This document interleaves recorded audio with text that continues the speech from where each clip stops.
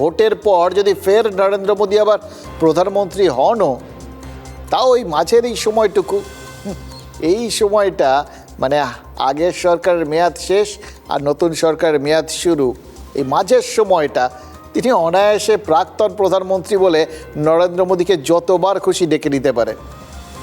মুখ্যমন্ত্রী কি জানেন, তিনি সময়ের সদ্ব্যবহার করছিলেন। আজ বিকেলে মমতা বন্দ্যোপাধ্যায় যখন কলকাতার রাস্তায় নামলেন ওই মিছিল করতে, তখন এই সময়ের সদ্ব্যবহার করে এই রাজ্যের কোনো বিরোধী নেতা বা নেত্রী যদি তাকে প্রাক্তন মুখ্যমন্ত্রী বলে ডাকেন, তাহলে তাকে বা তাদের ওই একইভাবে তো ভুল বলার কোনো সুযোগ নেই। কারণ সময়ের দাবি মেনে এই বিধানসভা ভোট ঘোষণার পর প্রশাসনের ক্ষমতাটা আপাতত রাজ্যের নির্বাচন কমিশনের হাতে চলে গেছে। মানে সোজা কথা, এখন রাজ্যে কমিশনের শাসন। দেখুন, সময়ের সঙ্গে সঙ্গে সব কিছু কিন্তু বদলে যায়।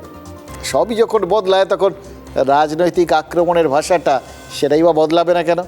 ওই পশ্চিম এশিয়ায় যুদ্ধের ফলে জ্বালানি সংকট হতে পারে এটা বুঝে কেন্দ্র কেন জ্বালানি মজুত করেনি, কেন দেশের মানুষকে একটা আশঙ্কা, একটা অনিশ্চয়তা, একটা হয়রানির মধ্যে ঠেলে দেওয়া হয়েছে, এই কথাটা তো গত সপ্তাহ পর্যন্ত বলছিলেন তৃণমূল নেত্রী বলছিলেন একদম মানে অত্যন্ত চাঁচাছোলা ভাষায়।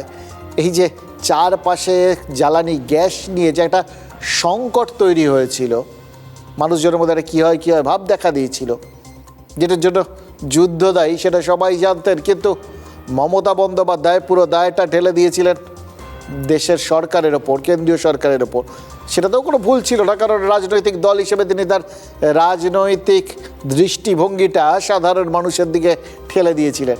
এটাই তো রাজনীতিকদের কাজ।